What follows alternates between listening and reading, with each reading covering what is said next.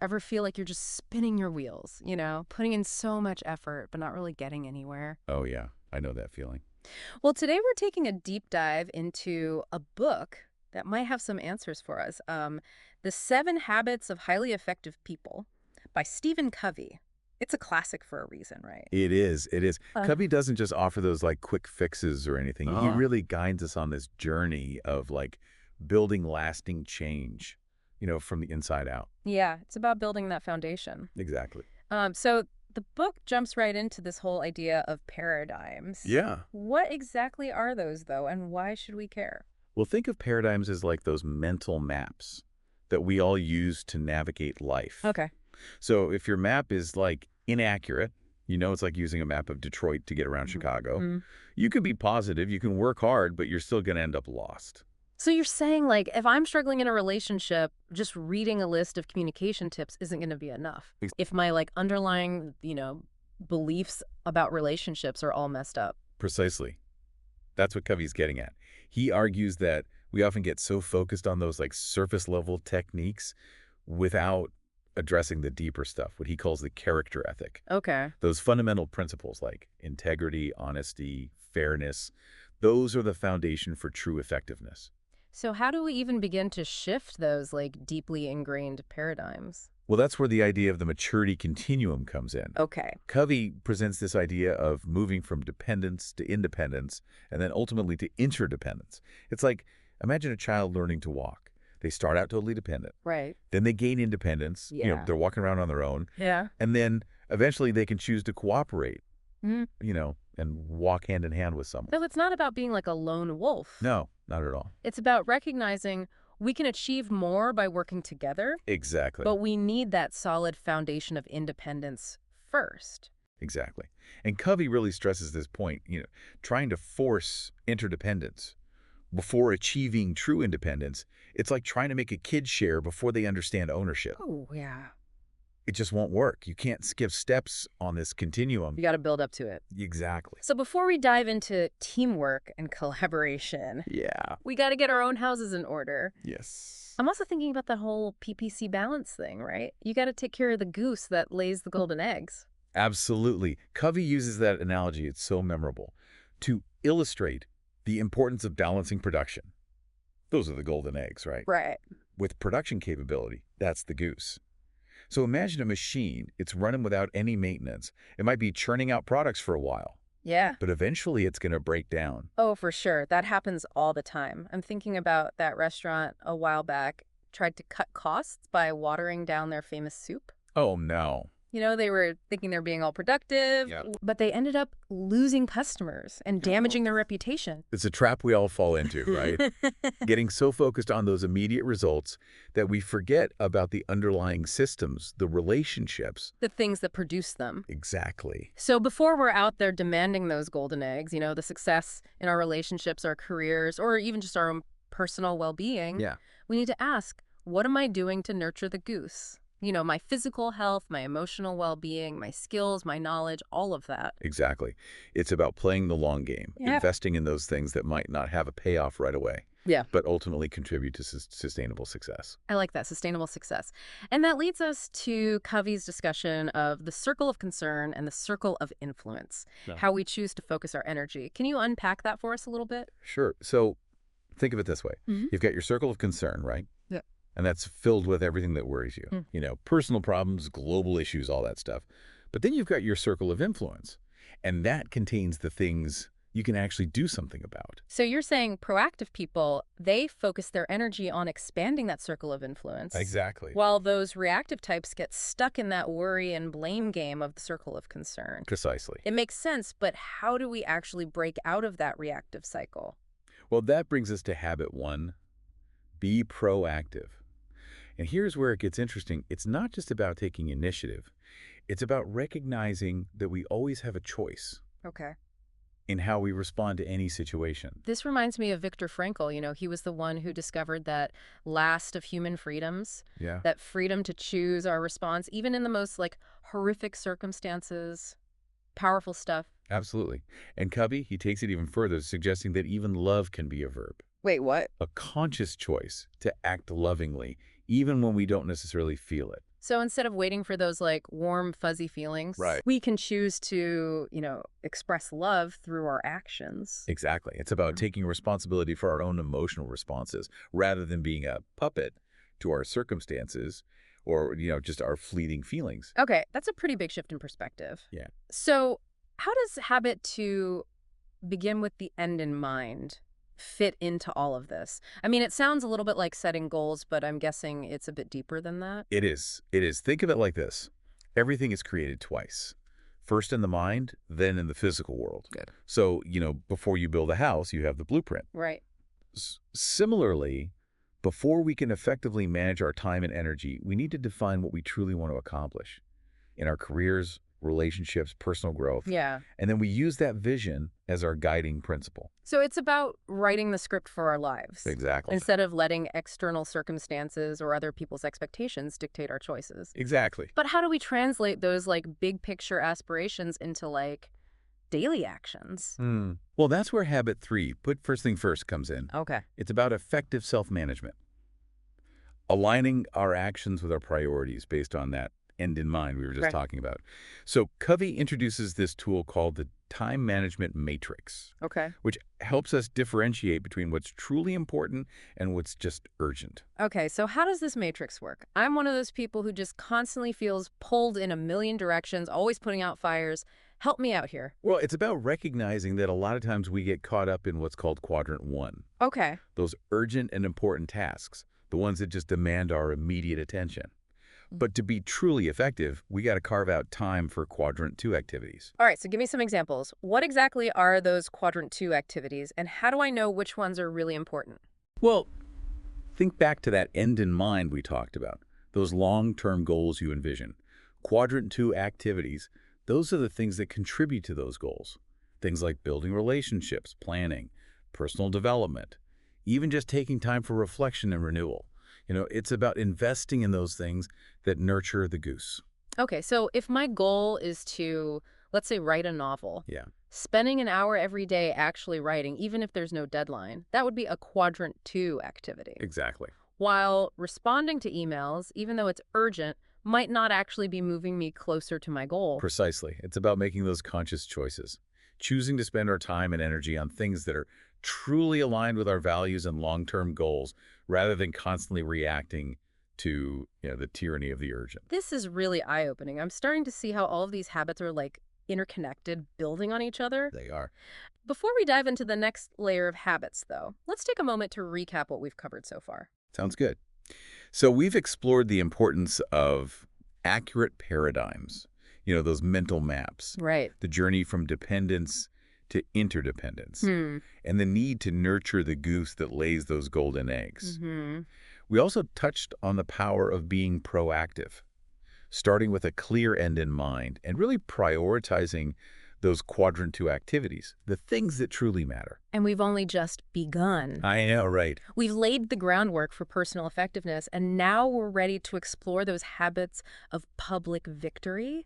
Yes. How these principles can transform our interactions with others. Stay tuned, folks, because things are about to get even more interesting. Definitely. All right, so we've laid that foundation with the habits of private victory, all that good stuff. Yeah. But now it's time to, step out into the world Right. of relationships. Yeah, exactly. Explore those habits of public victory. Like victory, yeah. Where do we even begin with that? Well, I think a great place to start is with habit 4, think win-win. It's about, shifting our mindset from that kind of like competition to cooperation, recognizing that we can achieve so much more together than we ever could alone. Okay, I can already hear some folks out there rolling their eyes at this, thinking this sounds a little too, kumbaya for the real world. Yeah. Is this really practical? Especially in, those competitive environments like business or even just family dynamics sometimes. Yeah, I get it. It can sound a little idealistic, but Covey, he isn't suggesting we become pushovers or ignore our own needs. Right. He's proposing a paradigm shift, Yeah. a way of approaching interactions with the belief that there are solutions out there that work for everyone. So it's not about sacrificing your own goals. No. It's about finding creative ways to meet everyone's needs. Can you give us like a real-world example of how this might actually play out? Sure. Imagine you're negotiating a salary with a potential employer. Okay. A win-lose approach That might involve you trying to, squeeze every last penny out of them, Right. leaving them feeling maybe resentful. A lose-win, you just accept a low-ball offer, you just want to get the job, but then you end up feeling undervalued. Right, right. So what would a win-win scenario look like in that kind of situation? Well, it might involve negotiating for things beyond just salary. Maybe additional vacation time, flexible work arrangements, opportunities for professional development. Yeah. By focusing on the needs of both parties, you can create an agreement that everyone feels good about. That makes sense, but doesn't this require a certain level of trust and goodwill? Yeah. What if you're dealing with someone who's operating from, a purely win-lose mentality? You're absolutely right. Trust is key for win-win to work. And that's why those habits of private victory are so important. Yeah. When you're grounded in your own values and principles, you're better equipped to approach those interactions with integrity and a genuine desire to find those, mutually beneficial solutions. Well, we're saying by developing our own character and independence, we become more capable of creating those win-win situations with others. Exactly. And Covey, he points out three character traits that are essential for a win-win mindset: Okay, what are those? integrity, maturity, and the abundance mentality. Okay, break those down for us. What does he mean by each of those? Right. So integrity, that's about living in alignment with our values, Hmm. keeping our commitments, being honest with ourselves and others. It's the foundation of trust. Right. That's essential for any kind of healthy relationship. So it's not just about being a good person. Right. It's about having that inner strength to act according to your principles, even when it's tough. Exactly. And then there's maturity. Covey defines it as the balance between courage and consideration. So, having the confidence to express your own convictions, Yeah. but also being sensitive and respectful of other people's perspectives. Oh, it reminds me of that saying, you can disagree without being disagreeable. Yes, exactly.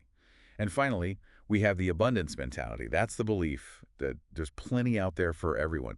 It's the opposite of that scarcity mentality where, there's a zero-sum game. We're constantly comparing ourselves to others, feeling threatened by their success. Oh, I know that feeling. Like when a friend gets a promotion and instead of being happy for them, you're like, oh, Yeah, a little bit jealous, insecure. Like exactly. their success somehow diminishes your own worth. Right. The abundance mentality lets us celebrate the successes of others, recognizing that their accomplishments don't take away from our potential.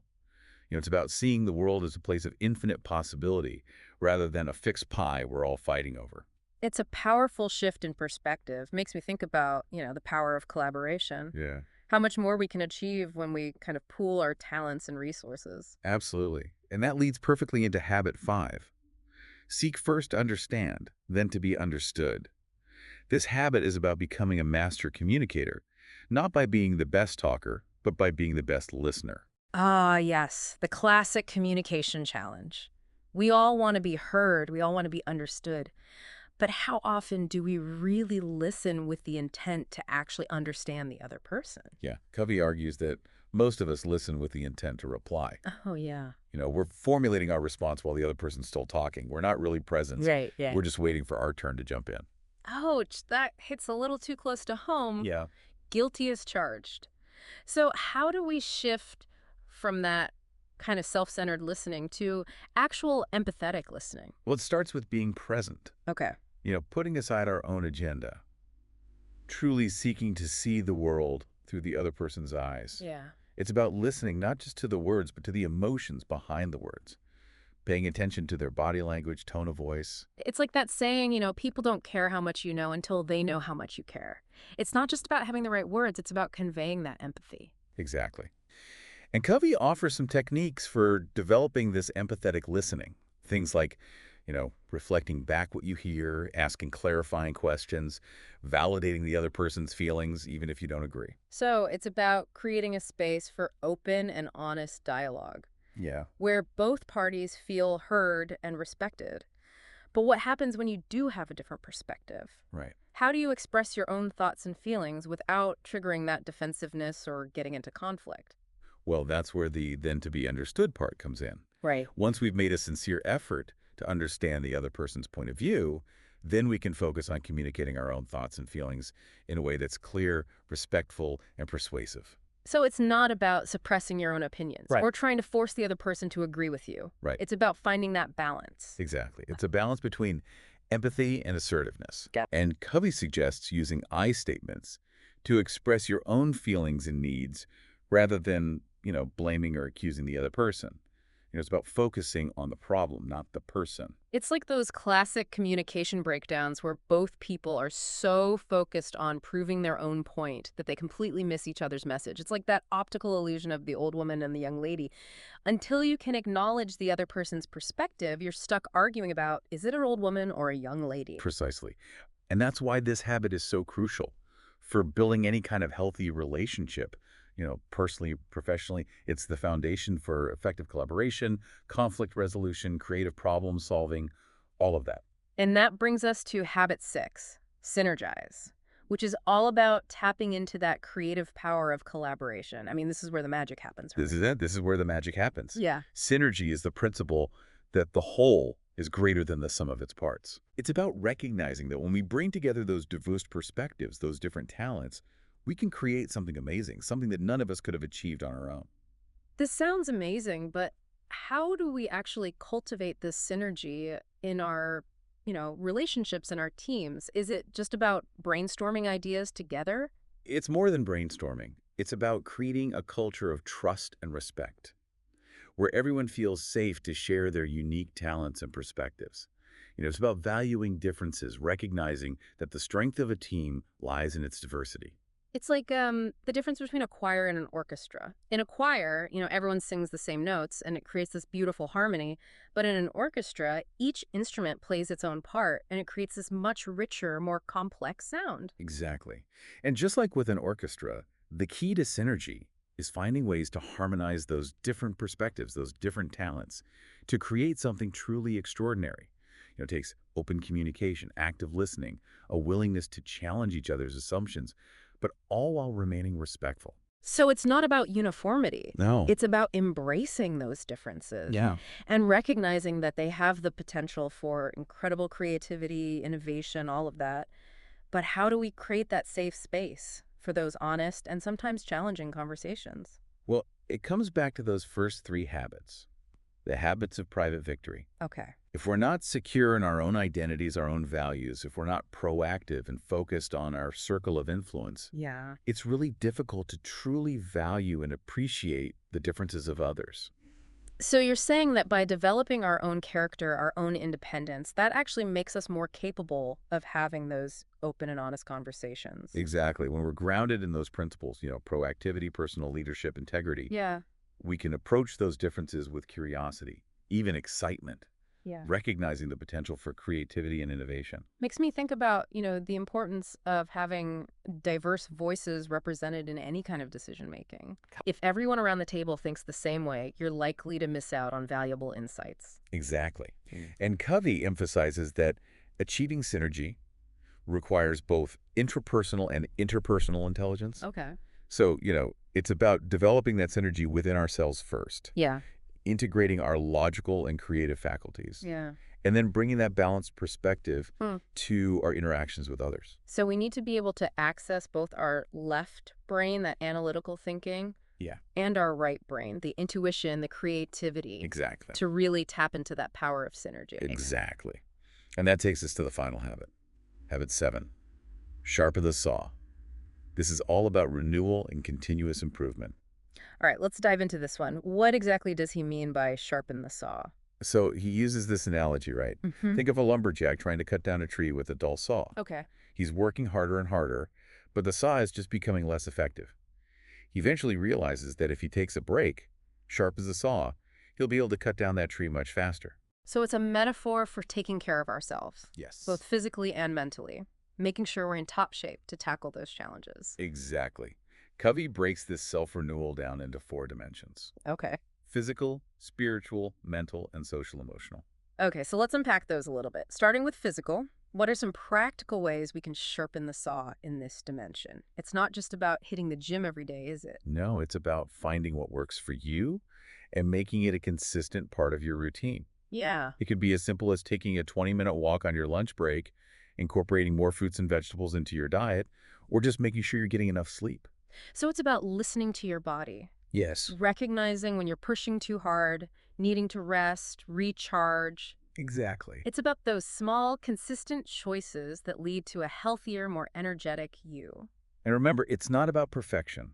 It's about progress. Even small changes can make a big difference. I like that. Now, what about spiritual renewal? This one can feel a little more abstract. Does it necessarily involve, religion or meditation? Not necessarily, no. It's really about connecting with something larger than yourself, Yeah. finding that sense of meaning and purpose. For some people, that might involve religious practices, meditation, but it could also be, spending time in nature, listening to inspiring music, volunteering, anything that nourishes your soul. Yeah, it's about those activities that feed your spirit and remind you what really matters. Exactly. And it doesn't have to be some grand gesture. Right. It could be as simple as taking a few minutes each day to reflect on your values, connect with your breath, appreciate the beauty around you. Okay, I like that. Then there's mental renewal.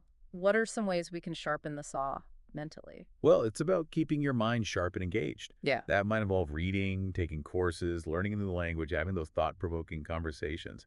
It's about challenging your assumptions, expanding your knowledge. It's like they say, if you're not growing, you're dying. Yeah. Our minds need that constant stimulation to stay sharp, especially in today's world.